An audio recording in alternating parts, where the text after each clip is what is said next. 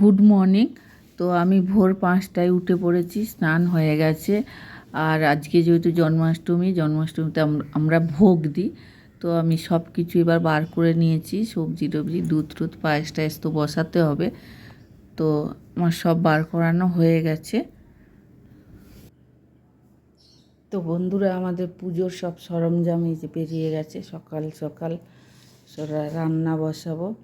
তো আমি আগের দিন একটু কাজে গিয়ে রেখেছি। এই যে তাল ছেঁচে রেখে দিয়েছি, পনির হবে, নারকেলটাও কুড়ে রেখে দিয়েছি, আর এই সব সবজি সব বার করে রেখেছি।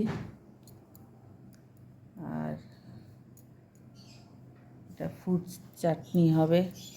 আর এইখানে হচ্ছে মশলাপাতি, তেল, চাল সব বার করে রেখে দিয়েছে। যে আটা, ময়দা, সুজি, চালের গুঁড়ো, বাসন কুসন সব বার করানো হয়ে গেছে।